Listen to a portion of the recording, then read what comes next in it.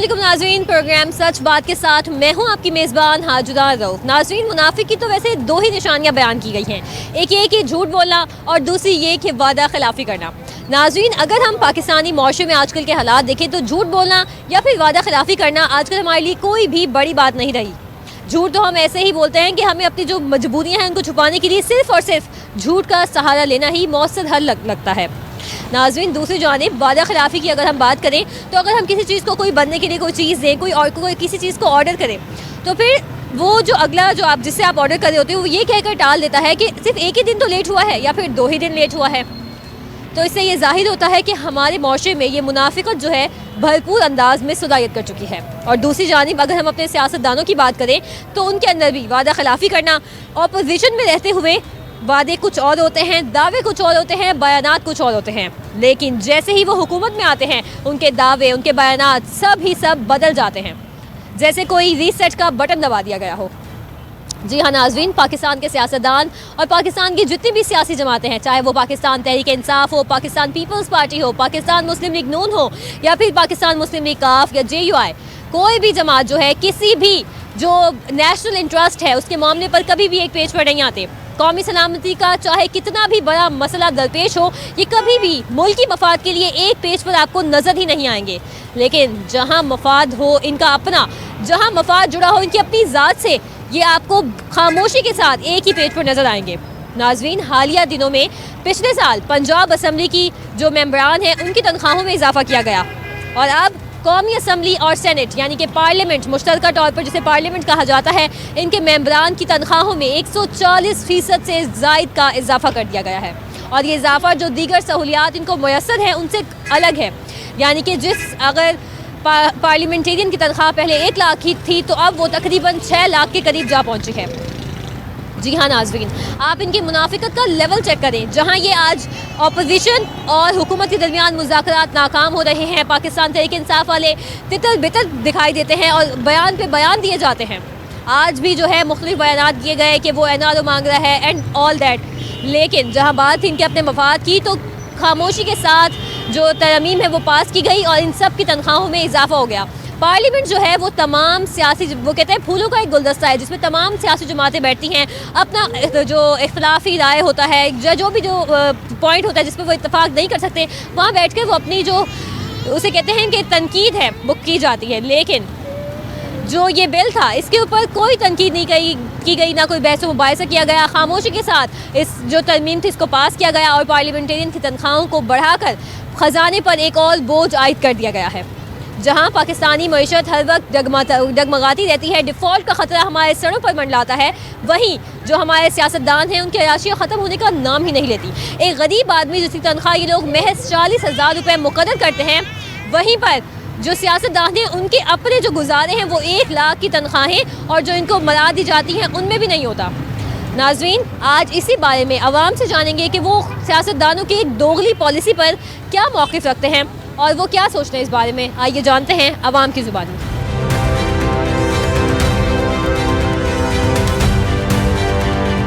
जी, इस वक्त एक शहरी हमारे साथ मौजूद है, इनसे जानते हैं कि ये जो हालिया इजाफा किया है पार्लियामेंटेरियन से अपनी तनख्वाहों में, इस पर ये क्या कहेंगे। अस्सलाम वालेकुम अंकल। वालेकुम अस्सलाम। अंकल बताइएगा कि हुकूमत के जो अपने वजीर हैं, मुशीर हैं, MN है, उन्होंने उनकी तनख्वाहों में इजाफा कर दिया है जबकि आवाम भूखी मर रही है, इस बारे में क्या कहेंगे। बेटा, हमें तो 5 साल हो गए माजूरी में, 1 साल अस्पतालों में गुजारा, 4 साल भीख मांग के शिनाख्ती कार्ड बना हुआ है, कुछ नहीं दे रहे। क्या करो, या तो मौत दे या तो कुछ दे, ताकि इस बुढ़ापे से जान छूट जाए, या तो शूट करवा दो। जिंदगी से इतना मायूस हो गया हूँ, 5 वक्त की नमाज पढ़ता हूँ, किस फायदे। अंकल ये बताइएगा कि इस मजदूरी में फिर आप कैसे गुजारा करते हैं। बस व्हील चेयर का टेरा भी ब्लास्ट हो गया, इसीलिए ऑटो पकड़ी है।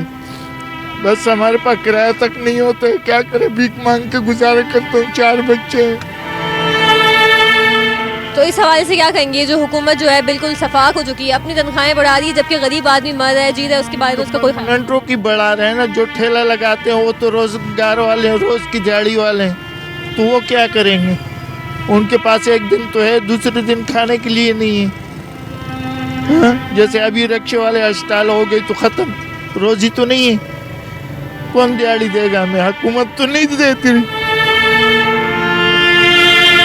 बस जिंदगी से मायूस हो गया हूँ।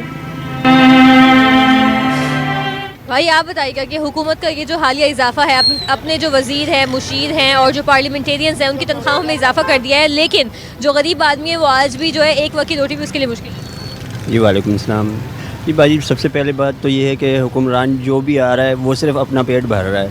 आप रोडों के हालात देखें, रिक्शे वाले का खासकर तो मुश्किल ही गुजारा है। जो बंदा ठेला लगा रहा है उसके लिए हुक्मरान क्या कर रहे हैं? सिर्फ दावे। आम आदमी के लिए ना हुक्मरान ने कभी सोचा है ना ही सोचेंगे। अल्लाह इनको हिदायत दे, बस यही कहूँगा। नाज़रीन, आपने इनकी बातें सुनी, दोनों से हमने बात की। इनका यही कहना है कि अल्लाह बस हुक्मरानों को हिदायत दे। आज मेरे बच्चों के पेपर थे, मैं फ़ीस ना दे सका, उसके पेपर नहीं लिए गए। स्कूल वाले कह रहे हैं कि फ़ीस अदा करोगे तो पेपर लेंगे वरना नहीं लेंगे। कहाँ से दूँ मैं 50,000 रुपये फ़ीस? अब सैलानी के पास आया हूँ, सैलानी वाले पूरा दिन बैठाने के, मैं पूरी दिहाड़ी गई आज मेरी। मैं शाम को दूध कहाँ से लूँगा, सब्ज़ी कहाँ से लूँगा? ये चीज़ें हुक्मरान को अल्लाह हिदायत दे, और वो हिदायत के काबिल है नहीं शायद, क्या कह सकते हैं।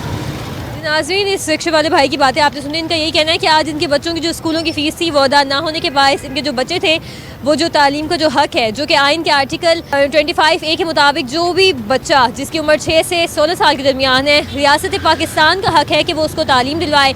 जबकि आज एक जो शहरी के बच्चे हैं वो जो पेपर देने से कासिर रह गए हैं जस्ट बिकॉज ऑफ फ़ीस, क्योंकि उनके पास इतने पैसे ही नहीं है कि वो अपने बच्चों को तालीम दिलवा सके। NTN की टेलीविज़न स्क्रीन पर आप इस वक्त ये वाले फ़ीस वाउचर भी देख सकते हैं कि ये यकीनन ये सच ही कह रहे हैं, क्योंकि जो फ़ीस वाउचर इस वक्त हमारे सामने हैं और उनके जो बच्चे हैं वो स्कूल एक का है और 22,000 दूसरी का है, तो ये 42,000 रुपये मैं कहाँ से भरूँगा? सवारी को 200 रुपये बोलता हूँ, देखो 100 रुपये लेने तो चलो, नहीं तो ठीक है। अब 100 रुपये में फ्यूल जलाऊँगा, इसकी मेंटेनेंस करूँगा, किराया भरूँगा घर का, घर की सब्ज़ी लूँगा, कहाँ से पूरा होगा? हुक्मरान सो रहे हैं, इनके अंदर इंसानियत नहीं है। कौन देगा? आम जो हम लोग रह रहे हैं यहाँ मुल्क में जी रहे हैं, सिर्फ वोट के लिए आते हैं, ये चीज़ है। ये 4 साल हो गए मैंने बिजली का बिल अदा नहीं किया। या तो बच्चों को खिलाऊं, या तो उनको मार दूं, या तो बिजली का बिल भरूं। क्या करेंगे हम? बिजली का बिल हो गया, गैस का बिल हो गया। गैस रोज़ाना बंद, 6 घंटे 12 घंटे नहीं है, तो क्या करेगा इंसान? क्यों आदत किया गैस पे? गैस बंद ही करवा दो सब चीज़ों पे। या तो आदि नहीं करते, वो लाइटें सही थी बिजली वाली, ये बिजली पे क्यों आदि किया? बंद करवा दो। इतने फर्नेस हो गए कि गिनती के भी नहीं होते। बिजली पावर प्लांट कितने हैं? पहले एक पावर प्लांट पाकिस्तान में, पूरी पाकिस्तान में बिजली देता था, बिजली नहीं जाती थी। अभी 10-40 प्लांट है लेकिन कोई पावर नहीं है, लोड शेडिंग वहीं की वहीं है। और बिजली के बिल कहाँ से भरे हम? या तो हुकूमत को बोलो गला दबा दे हमारे, या तो शूट करवा दे। गरीब आदमी क्या करेगा? ये बच्चों को खिलाए या बिल भरे? जी नाज़रीन, इस वक्त आपने इन शहरी की बातें सुनी। वो बात करते करते आप दीदा हो गए, क्योंकि यकीनन ये बहुत ही मुश्किल वक्त है जब आप मासूद हों और आपके 4 बच्चे हों, तो यकीनन आपका जो घर का गुजारा है वो बहुत मुश्किल से ही होता है। इस वक्त एक और शहरी हमारे साथ मौजूद है, उनसे जानते हैं कि उनका इस बारे में क्या मौक़िफ़ है, ये जो हालिया इजाफा कर दिया गया है पार्लियामेंटेरियंस की तनख्वाहों में। अस्सलाम वालेकुम। वालेकुम सलाम। सर बताइएगा क्या कहेंगे इस बारे में?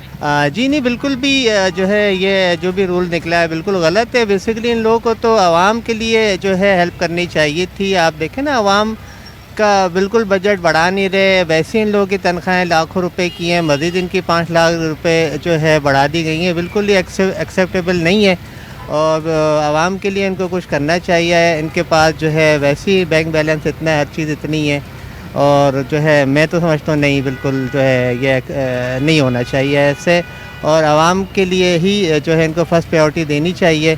जो गरीब है और गरीब हो रहा है, महंगाई आप लोगों ने इतनी कर दी है, और जो है इस तरह से बिल्कुल मैं तो समझता हूँ नहीं होनी चाहिए। मुझे ये भी बताइएगा कि आप क्या समझते हैं, हुकूमत को होश के नाखून कब लगी? ये जितने सियासतदान हैं, ये जितने भी पॉलिटिकल पार्टीज़ हैं, ये लोग कब जो है आवाम की भलाई के लिए कोई काम करेंगे या कोई इकदाम लेंगे? बस जी, ये तो एक अरसे से ऐसा ही चलता हुआ आ रहा है। कोई भी ऐसी हुकूमत नहीं आ रही जो कि आवाम के लिए कोई स्टेप करे, कोई उनका ख्याल करे। जो महंगाई का कोई जो है ऑल अदर दैन बिजली, गैस, पानी का और भी और मसले मसाइल है, कोई भी नहीं आ रहा। लेकिन बस दुआ पे चल रहे हैं, मुल्क जो है हमारा दुआ पे चल रहा है। आई होप कि कोई और अच्छा हुकूमत आए और इस चीज़ को देखे। नाज़रीन, इनकी बातें आपने सुनी, इनका यही कहना है कि उम्मीद ही कर सकते हैं कि कोई अच्छी हुकूमत आएगी और वो अवामी फलाह बहबूद के लिए काम करेगी। हम तो और नहीं कह सकते कि जो हाल हम लोगों का आवाम का है ये बहुत बुरा हालात है, और उनकी तनख्वाहों में जो इजाफ़ा की है ये गलत की है। हम सब लोगों के तनख्वाहों में इजाफ़ा करते तो हम लोग पे करते, ये बिजली का बिल, गैस का बिल, जितने भी दुनिया के जितने भी अखराजात है वो हम खुद पे कर रहे हैं। लेकिन उन लोगों का तो सब चीज़ें जो वो तो फ्री है, गैस भी उनका फ्री आ रहा है, बिजली भी उनके फ्री आ रहा है, गाड़ी भी उनके पास फ्री है, तनख्वाह भी उनका बढ़ा हुआ है। तो हम तो ये कह सकते हैं कि ये सरासर नाजायज़ है।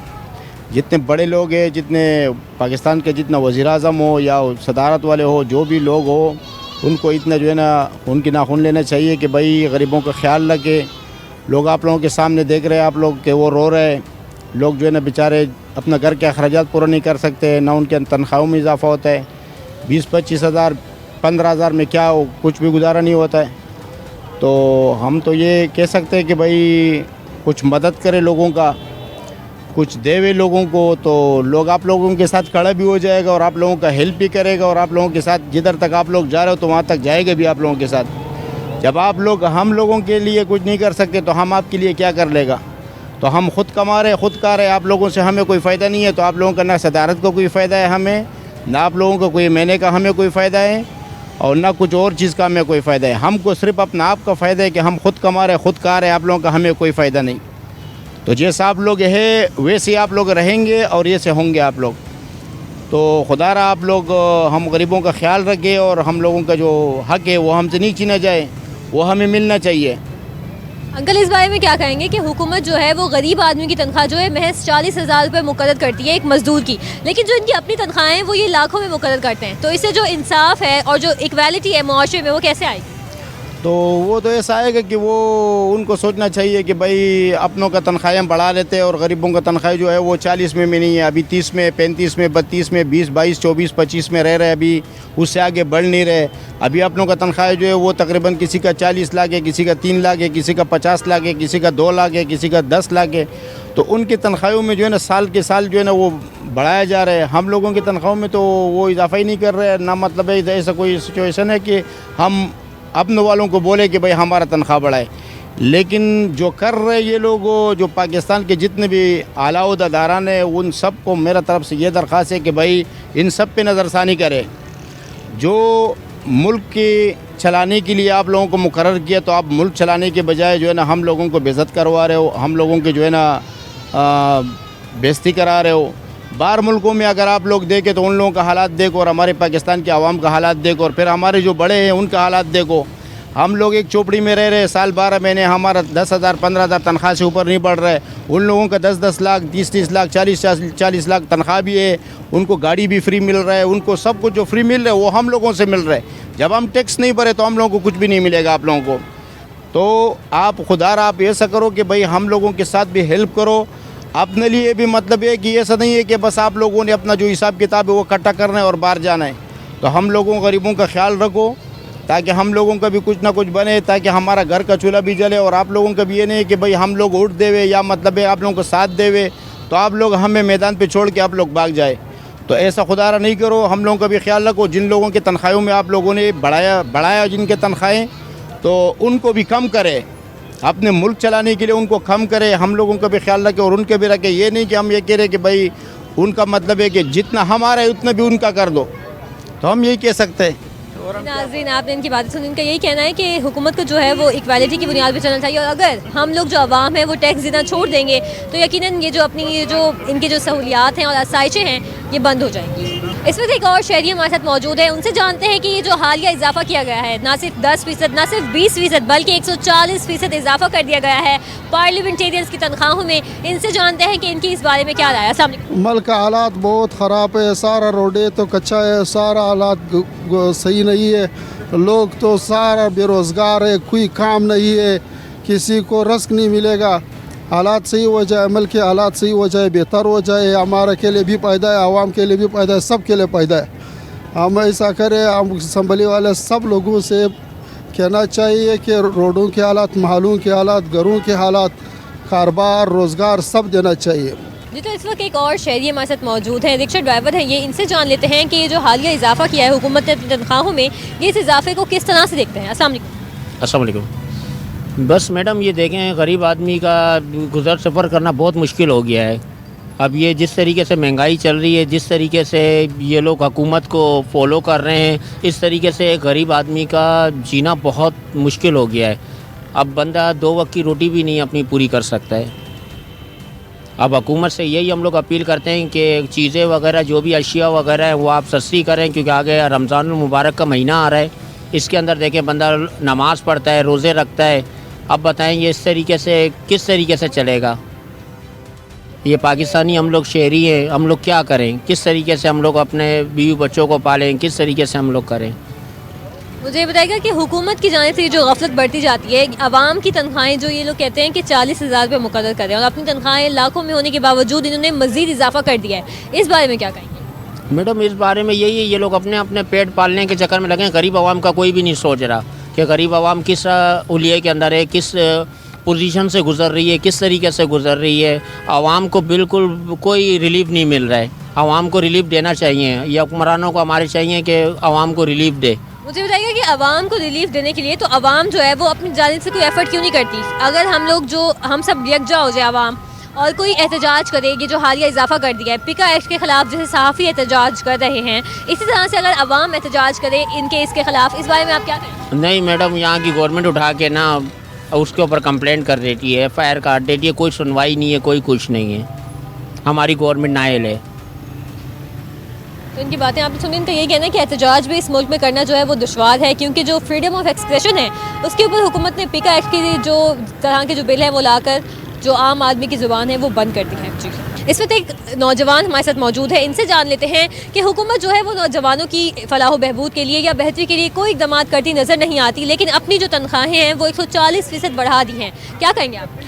जी बिल्कुल, ये जो अभी रिसेंटली जो है लॉ पास हुआ है, जो भी इसमें चेंजेस किए गए हैं, ये ऑब्वियसली इसको हम कंडेम करते हैं, क्योंकि देखें पाकिस्तान के इस वक्त जो माशी हालात हैं और जिस तरह महंगाई है और जिस तरह से बहरान है, अनएम्प्लॉयमेंट है और जिस तरह इन्फ्लेशन बढ़ चुकी है पाकिस्तान के अंदर, जहाँ वसाइल मज़ीद नौजवानों के लिए और दीगर लोगों के लिए पैदा करना चाहिए, वहाँ पर मज़ीद जो है अपनी तनख्वाहों में इजाफा करना आई थिंक एक अच्छा स्टेप नहीं है, और हम बीइंग अ यूथ इसको हम कंडेम करते हैं, क्योंकि देखें बात वही है कि कंट्री पाकिस्तान की जो है 60% पॉपुलेशन जो है वो यूथ है, उसके बावजूद भी आप अपॉर्चुनिटी देखने कितनी कम है। इसके आप like heavy number of people जो है आउट ऑफ कंट्री जा रहे हैं, अनएम्प्लॉयड है और आउट ऑफ कंट्री भाग रहे हैं कि इनको अच्छी एम्प्लॉयमेंट मिले, रोज़गार मिले, अपनी फैमिली का फ्यूचर सिक्योर कर सकें। और इस सिचुएशन के अंदर आप जो है अगर अपनी सर्विस इंक्रीज़ करते हैं और आवाम को मज़ीद आप जो है अगर उनका प्रेशर बिल्ड करते हैं तो it's not a good step, और हम इसको कहते हैं कंडेम किया जाए इस फैसले को, और इसको जो भी आपने किया है, लॉ पास किया है, इसको वापस करें।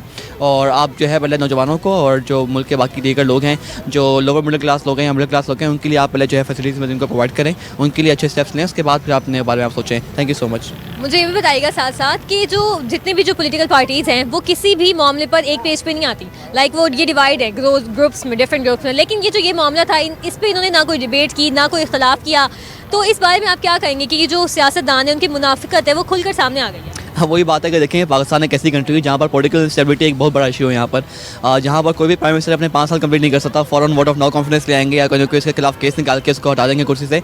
और लेकिन जब कोई इनके अपने ज़ाती मफाद की बात आती है तो फ़ौरन जो है सब एक हो जाएंगे और मिलकर जो है ना तमाम लॉज पास कर देंगे, और जो है मतलब अपने फ़ायदे के लिए कुछ भी कर सकते हैं, अपने फ़ायदे के लिए एक पेश भी आ सकते हैं। लेकिन कोई भी मसला हो, कल यौम यकजहती कश्मीर था, उसके ऊपर कश्मीर के ऊपर भी इनका सेम स्टांस नहीं है, नौजवानों के ऊपर भी सेम स्टांस नहीं है, इनके ऊपर किसी चीज़ के ऊपर सेम स्टांस नहीं है। बट अगर अपने बेनिफिट की बात करें या अपने आप को कोई फ़ायदा पहुंचाने की बात करें तो फ़ौरन सब एक पेश के आ सकते हैं। तो ऑब्वियसली बहुत बड़ी हिपोक्रेसी है पाकिस्तान के निज़ाम के अंदर, तमाम इंस्टीट्यूशंस के अंदर। तो हम इसको भी कंडेम करते हैं और चाहिए कि आप पहले आप कंट्री के बारे में सोचें, मुल्क के बारे में सोचें, फिर अपने बारे में सोचें। आपके पास ऑलरेडी हर चीज़ है इनके पास। मुझे साथ साथ ये भी बताएगा कि जो यूथ है उसको ऐसे कौन से स्टेप्स लेने चाहिए, क्योंकि जो 60% पॉपुलेशन है एज यू सेड कि वो यूथ की है, तो बीइंग अ यंग जनरेशन हमें क्या करना चाहिए कि जो ऐसे लोग हैं जो ऐसी पॉलिसीज़ बना रहे हैं, जो यंग ब्लड है वो ऐसे यानी कि वो लॉ मेकर्स बने, कल को जाकर MNAs बने, MPs बने और वो वो मुल्क के लिए बेहतर फैसले कर सकें? अच्छा, मैं खुद एक सोशल एक्टिविस्ट हूँ, मैं यूथ एम्पावरमेंट पर काफ़ी काम कर रहा हूँ मैं।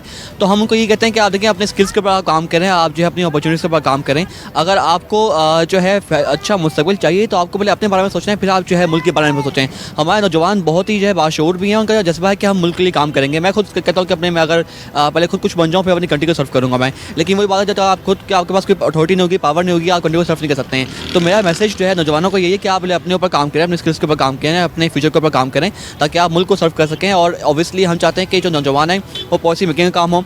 और हमारे मुल्क की वही दोबारा बात रिपीट करूँगा कि 60% पॉपुलेशन नौजवानों की है, बट पार्लियामेंट के अंदर नौजवानों की रिप्रेजेंटेशन है नहीं, यूथ की रिप्रेजेंटेशन पार्लियामेंट के अंदर है नहीं। तो हम चाहते हैं कि पार्लियामेंट के अंदर नौजवानों की रिप्रेजेंटेशन हो और वो हर जगह पॉलिसी मेकिंग के अंदर उनको शामिल किया जाए। Thank you so much. नाज़रीन, आपने इस नौजवान की बातें सुनी। इनका यही कहना है कि इनका भी यही कहना है कि जो सियासतदान है वो जो दोगलेपन का मुजाहरा है वो हर बार करते हैं। जब जाती मफाद की बात होती है तो यकजा हो जाते हैं, लेकिन जहां बात मुल्की मफाद की होगी या आवाम की बेहतरी की होगी तो ये सब आपको जत्थों में बटे हुए नजर आएंगे। एक और शहरी हमारे साथ मौजूद है, इनसे जान लेते हैं कि इनका इस बारे में क्या मौक़िफ़ है कि ये जो हालिया इजाफा किया गया है हुकूमत की जानिब से अपने मफाद के लिए। अस्सलाम वालेकुम। वालेकुम सलाम। ये देखें, गवर्नमेंट को चाहिए कि हमें मतलब लोगों की तनख्वाहें भी बढ़ाएं, ठीक है, क्योंकि 40,000 से गुजारा नहीं होता, किसी भी घर का गुजारा नहीं होता।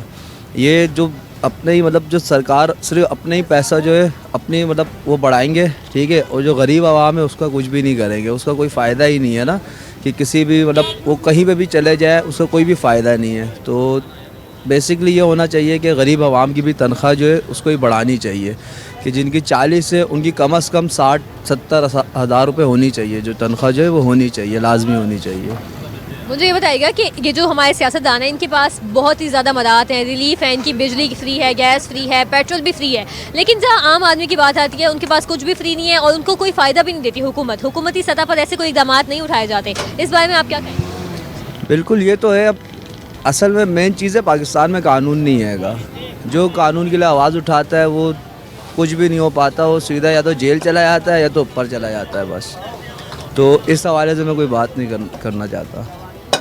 तो नाज़रीन की बातें आपने सुनी, इनका यही कहना है कि जो कानून के लिए पाकिस्तान में आवाज़ उठाता है तो उसकी आवाज़ को है दबा दिया जाता है और ये इस हवाले से बात करने से गुरेजा है।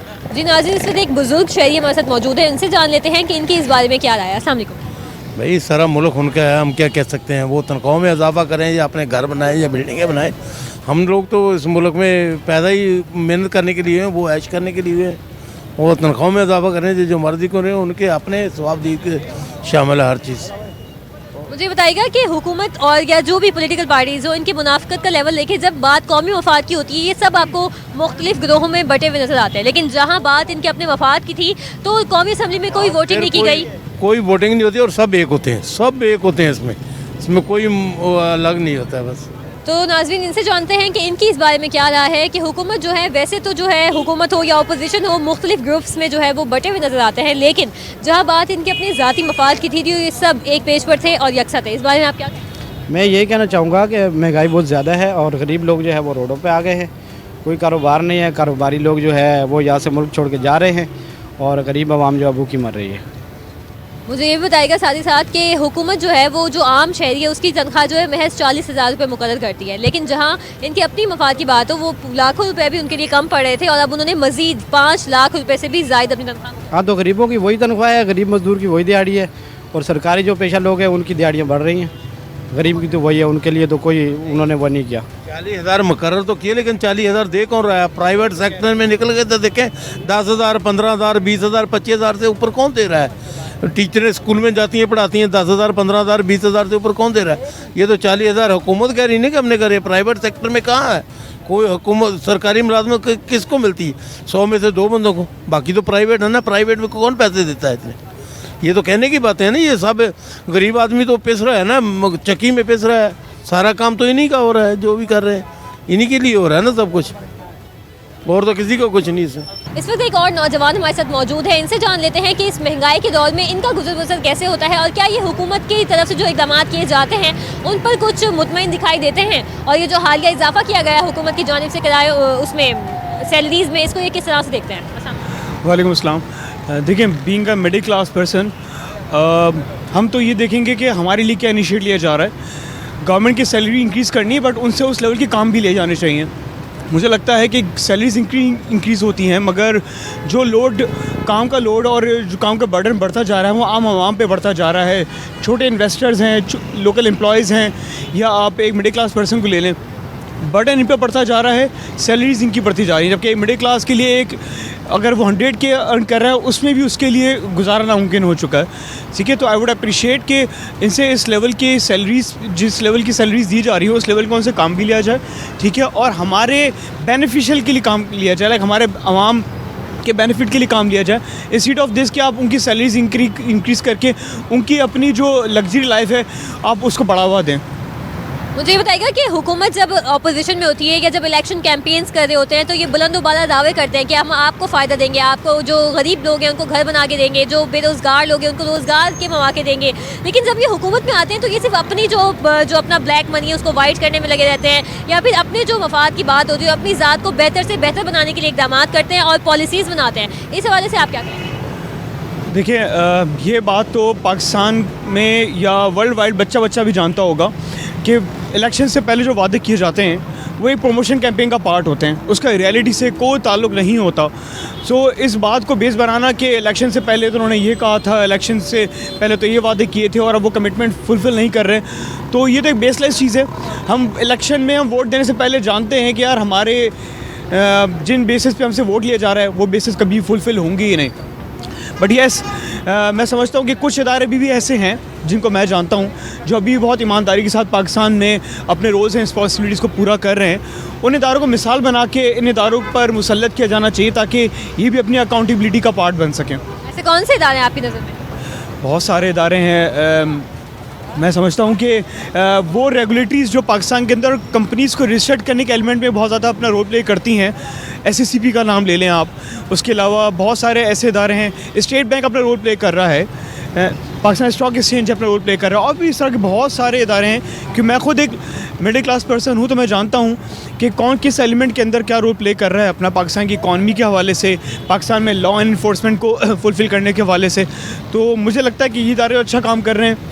अगर हम कुछ इदारों पर क्रिटिसाइज़ कर रहे हैं तो जो इदारे अच्छा काम कर रहे हैं उनको हम हाईलाइट भी करना चाहिए।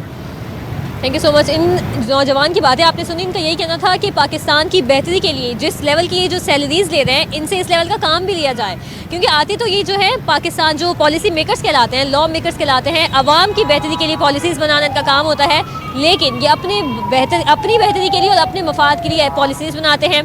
लेकिन इनको चाहिए कि वो आवाम के जो मफाद हैं उनके लिए भी थोड़ा काम करें और अवामी बेहतरी के लिए कोई ना कोई मंसूबे बनाएं। जी नाज़रीन, इस वक्त एक और शहरी हमारे साथ मौजूद है, इनसे जान लेते हैं कि ये जो हुकूमत की तरफ से जो अपने मफाद को तरजीह दी गई है इस हवाले से इनका क्या कहना है। अस्सलाम वालेकुम जी। नहीं, ये जो मैंने देखा कि पाकिस्तान के अंदर अमीर ही होता जा रहा है और गरीब ही होता जा रहा है। तो आम आदमी जो अपने रोज़गार के लिए निकलता है, जो गवर्नमेंट ने भी किया कि एक मज़दूर की तनख्वाह, एक लोअर एम्प्लॉय की तनख्वाह जो 37,000 होनी चाहिए, और जो हाईएस्ट हैं वो पार्लियामेंटेरियन है या MNAs हैं या MPs हैं, उनकी तनख्वाहें ऊपर चलती जाती जाएंगी, जबकि वो आम आदमी नहीं है। वो ऐसा नहीं है कि आम मिडिल क्लास फैमिली से आया हो। वो लगता है उनकी तो ज़मीनें हैं, जागीरदारें हैं, बड़े बड़े, जिसको देखें वो सरदार है, चौधरी है, और उनके मामलाती पिजारो और पराडो और उससे वीगो से कम ही नहीं है। तो कम से कम उनको उस तरफ उनको और ज़्यादा देने के बेहतर चाहिए कि उनको एक आम आदमी के लिए बेहतर करना चाहिए, जिसकी एक आम आदमी जो उसकी 37,000 तो गवर्नमेंट ने रखी है, और वैसे आम पब्लिक में उसकी तनख्वाह 37,000 भी नहीं है, उससे भी कम है। और एक अगर ठेले वाले का देखें जो केले बेचता है या मौसमी बेचता है, तो उसकी दिहाड़ी भी 500 से 1200 रुपये की दिहाड़ी बनती है उसके। तो मेरा ख्याल है कि गवर्नमेंट को ऐसे इक़दाम करने चाहिए कि एक ठेला वाला है तो उसको एक कम से कम वॉकिंग स्ट्रीट बना के एक छोटा सा उसका काउंटर फ्रूट का बना देना चाहिए, ताकि उसकी रोज़गारी भी चले, और बजाय इसके कि उसको जो दूसरे महकमे हैं वो उसको तंग करते हैं या भत्ता लेते हैं वो भी ख़त्म हो।